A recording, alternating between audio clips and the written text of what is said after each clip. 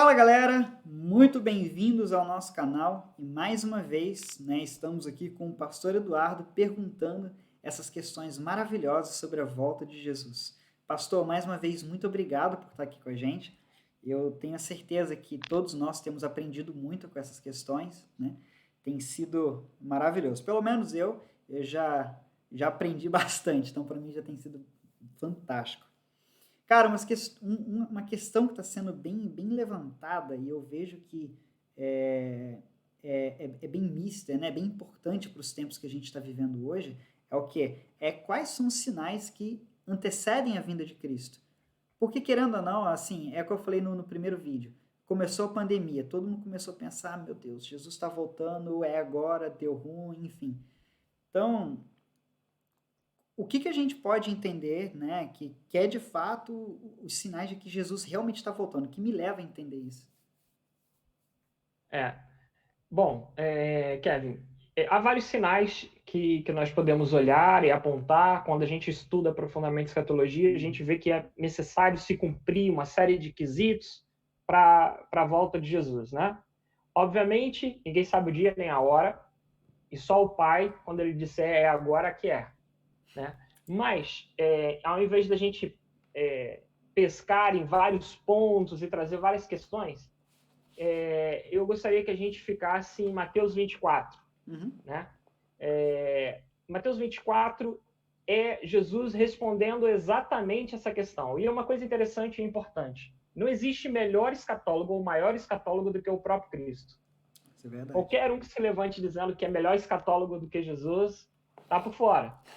Então, essa pergunta que você fez, os discípulos fizeram para ele, e ele já respondeu. Então, embora a gente possa ter tecnicamente vários pontos que a gente possa levantar, né, vamos colocar assim, um estudo mais aprofundado, nós vamos ficar com esses pontos que são os que Jesus elencou como os principais, né?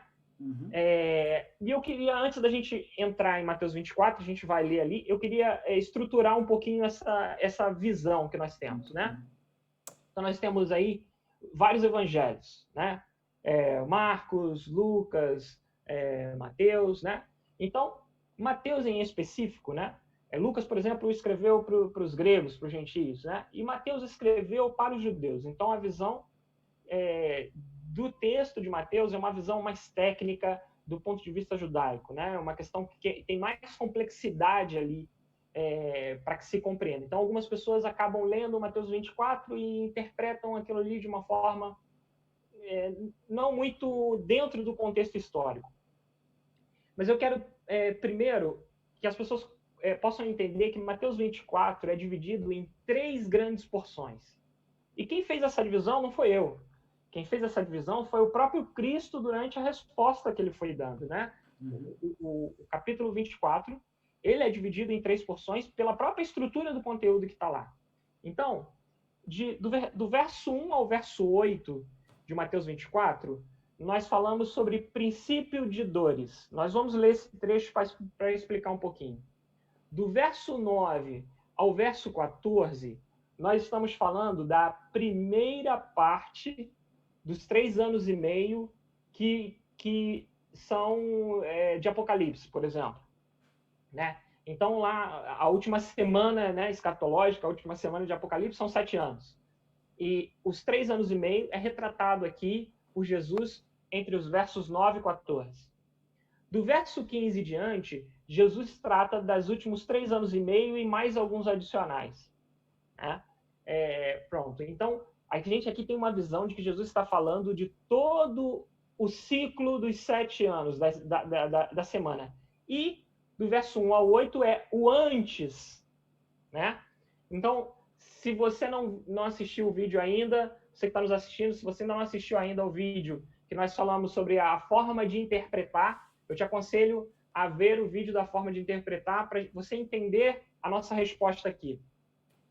A gente vai entender que, dentro da nossa forma de interpretar escatologia, nós cremos que Jesus vem antes de Apocalipse, antes de que comece os 7 anos, né? A volta de Jesus para levar a igreja. E quando nós falamos disso, nós estamos enquadrados nessa parte do texto que vai do versos 1 ao 8, o princípio de dores. Nós, como igreja, viveremos o princípio de dores. Vamos lá ler esse texto para que a gente entenda exatamente o que a gente está querendo enxergar aqui e responder a pergunta em si, né? Então, eu vou abrir aqui minha Bíblia online. Estamos em Mateus 24, do verso 1 ao verso 8. Olha, e quando Jesus ia saindo do templo, guarde essa expressão, ia saindo do templo, aproximaram-se dele os seus discípulos para lhe mostrarem a estrutura do templo. Jesus, porém, lhe disse: não vedes tudo isso? Em verdade vos digo que não ficará aqui pedra sobre pedra que não seja derrubada. Então, os discípulos estavam lá, saindo com Jesus do templo, e eles olham aquele templo magnífico, e ele fala: olha, que interessante, Jesus. E Jesus fala: olha, tá vendo isso aí? Não vai ficar pedra sobre pedra. O que Jesus está fazendo aqui? Jesus está dando o start do tempo, para que a gente tenha uma noção do que significa isso. Nós sabemos, pela história, que o templo foi derrubado no ano 70 depois de Cristo, né? Então, Jesus está pontuando em Mateus 24, olha, fiquem atentos.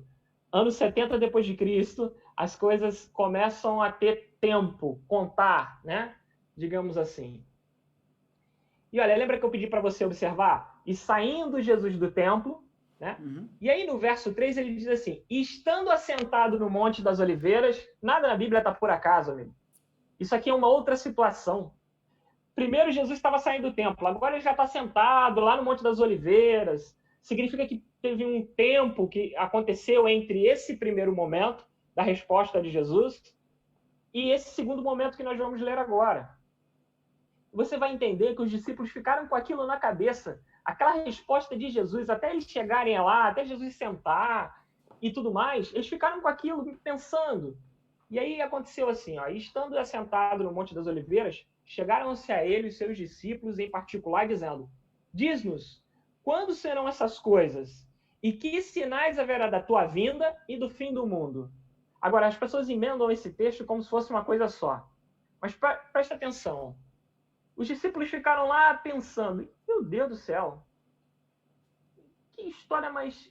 vai cair as pedras, vai derrubar, não vai ficar uma sobre a outra...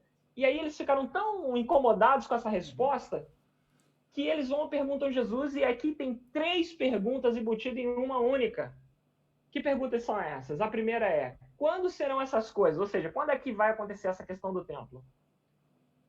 E que sinais haverá da tua vinda? Segunda pergunta dentro do mesmo texto.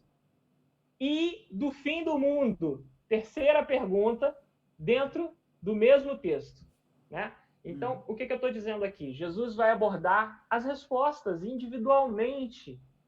E as pessoas não podem juntar tudo como se fosse um único pacote, né? Então, eles fizeram 3 perguntas e Jesus vai começar a responder. Pronto. E Jesus respondeu e disse-lhe: acautelai-vos, que ninguém vos engane. Nós já falamos disso lá no primeiro vídeo, que é uma das preocupações de Jesus, que não fique enganado. Essas 3 perguntas são margem de engano. Está percebendo isso? As pessoas dentro da própria igreja que estudam escatologia ou que não estudam escatologia podem estar enganadas se fizerem essas perguntas e serem respondidas por pessoas erradas. Que pessoas erradas são essas? Vamos ver o que Jesus diz. Porque muitos virão em meu nome dizendo: eu sou Cristo, e enganarão a muitos. Olha que interessante isso, né? E aí a gente pensa assim: deve ser um Henrique Cristo da vida, né? Aquele cara que se veste de Jesus, diz que é Jesus. Tipo tem isso. vários aí que se dizem que é Jesus, né? Não é desse tipo de gente que Deus está falando, porque pouquíssimas pessoas dão credibilidade a esse tipo de personalidade. Vira né? chacota, né? Vira chacota. Né? E o que Jesus está falando? Nós somos identificados como cristãos. Às vezes é aquela pessoa que tem uma certa eloquência, mas não tem compromisso com a palavra. Chega e fala de coisas como se tivesse um profundo conhecimento em nome de Jesus. Né? Abre a sua boca e a pessoa olha, aquilo tem a imagem de um cristão, tem a atitude de um cristão, tem eloquência, tem um grau certo de conhecimento, e as pessoas se enganam. Então, é desse tipo de gente que Jesus está falando. Pessoas que parecem, que dominam a palavra, parecem boca de Cristo, se aparentam como cristão, né? E, na verdade, estão trazendo engano. Então, veja, quando falar desses três assuntos, quando falar dessas perguntas, principalmente a vinda de Jesus, né? E o fim do mundo, tem que ter muito discernimento para se ouvir a pessoa correta. Porque essa foi uma das primeiras preocupações de Jesus antes de começar a responder as questões, né? Porque muitos virão em meu nome. Quantos aí você conhece que vem em nome de Jesus falar Um uma série de monte. coisas, né? Pronto, mas vamos seguir. O verso 6. E ouvireis de guerras e de rumores de guerras. Então, qual é o primeiro sinal? Gente vindo em nome de Jesus tentando te enganar. De longe. Segundo sinal, guerras e rumores de guerras. Olhai, não vos assusteis. Jesus está falando assim, não fica preocupado, não fica assustado. Ou seja, Deus sabe que Jesus sabia que no coração do homem, muitas pessoas, quando começassem a ver esses sinais, iam ficar apavorados, assustados. Se você é um cristão e está me ouvindo agora, a palavra de Jesus para você é: não fique assustado. Não tenha medo. Leia a palavra, estude escatologia sem medo, porque essa é uma diretriz que Jesus deu para nós. Né? Então, ele diz assim: guerras, rumores de guerras, olhai, não vos assusteis, porque é mister que isso tudo aconteça, mas ainda não é o fim. Ou seja, é necessário que isso tudo aconteça, mas ainda não é o fim. Nós estamos falando de princípio de dores. A igreja vai estar aqui pela nossa forma de interpretar e de enxergar. A igreja vai estar vivendo esse princípio de dores, guerras, rumores de guerras. Olha, e diz assim no 7: porquanto se levantará nação contra nação, reino contra reino, e haverá fome, pestes, terremotos em vários lugares. Mas todas essas coisas são o princípio de dores. No verso 8, todas essas coisas são só o princípio de dores. E para a gente fechar, a gente precisa entender que dores são essas e quem está sentindo essas dores. Não é verdade? Que dores são essas? E quem está sentindo essas dores? Eu queria que a gente fosse lá em Oséias 13, verso 13 ao 15. Você pode ler para a gente, Kevin? Com certeza. Estou abrindo aqui. Oséias 13. Verso 13 ao 15. Isso. Dores de mulher de parto lhe virão. Ele é um filho insensato, porque é tempo e não está no lugar em que deve vir a luz. Eu os remirei da violência do inferno e os resgatarei da morte. Onde estão, ó morte, as tuas pragas? Onde está, ó inferno, a tua perdição? O arrependimento será escondido de meus olhos. Ainda que ele dê fruto entre os irmãos, virá o vento leste, vento do Senhor, subindo do deserto, e secar-se-á a sua semente, e secar-se-á a sua fonte. Ele saqueará o tesouro de todos os vasos desejáveis. Pronto, olha, esse é um texto, a gente não vai se ater muito a ele, tem um contexto maior sobre isso, né? Mas é um texto escatológico, é um texto que aponta escatologicamente, né? E ele está falando basicamente da nação de Israel, da tribo de Benjamim e tudo mais. Mas nós podemos saber, como esse é um texto escatológico, existem outras passagens que validam isso também. Nós estamos falando que são dores de parto, princípios de dores de parto, né? Então, nós estamos falando da humanidade, da Terra, tendo princípios de dores, e essas dores são dores de parto. E uma coisa curiosa, como é que acontecem as dores de parto, né? As dores de parto geralmente começam com pequenas contrações, né? E essas contrações, né, vão se intensificando, vão ficando mais fortes conforme o parto vai se aproximando, né? E elas vão ficando, o tempo entre uma contração e outra vai ficando mais curto, né? Então, que característica eu começo a enxergar? Porque guerras sempre tiveram, né?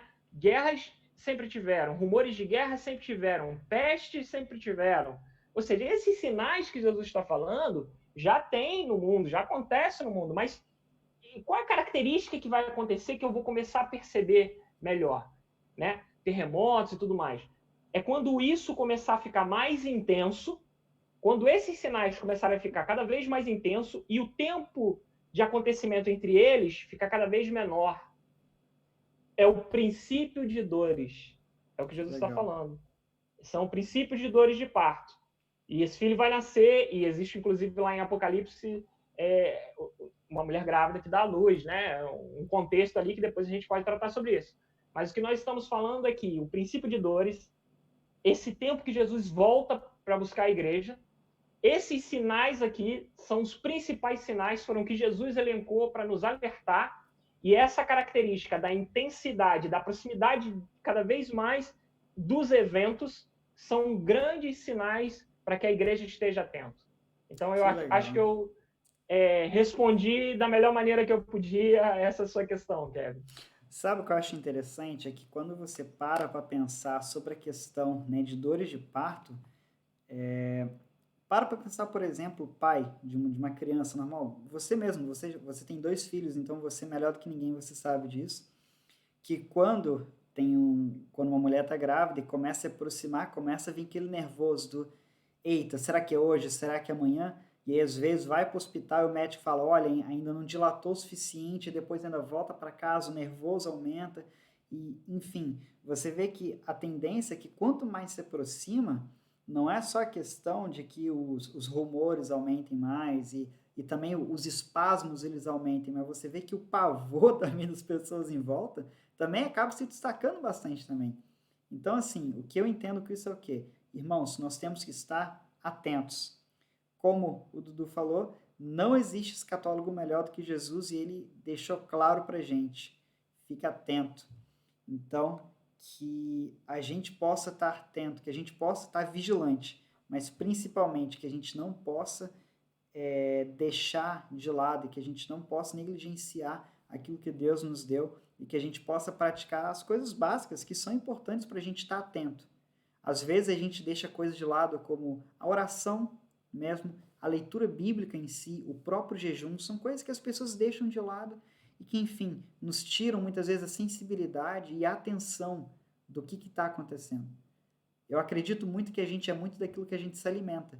Se você se alimenta muito de uma determinada coisa, a tendência é que você vai pensar mais naquilo. Então, quanto mais você se aproxima de Deus, mais você busca as coisas de Deus, a tendência é você estar mais ligado nessas coisas também.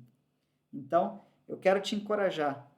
Ore, leia a Bíblia, jejue, busque ao Senhor.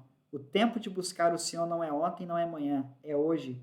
Porque pode ser que ele volte hoje ainda ou amanhã, quem sabe. Então, que Deus possa abençoar a vida de vocês. Assim como Salomão disse para os seus filhos ali em Provérbios, olha, escreve essas palavras na tábua do seu coração. Pega essas palavrinhas, pega essas coisas e entenda. Jesus está voltando. Não é um tempo da gente recuar, é um tempo da gente avançar, entender o nosso lugar no reino e fazer a nossa parte. Que Deus abençoe a vida de vocês. Pastor, muito obrigado mais uma vez por responder essas perguntas. Eu tenho certeza que mais perguntas virão. Então é isso. Amém. Deus abençoe e até a próxima.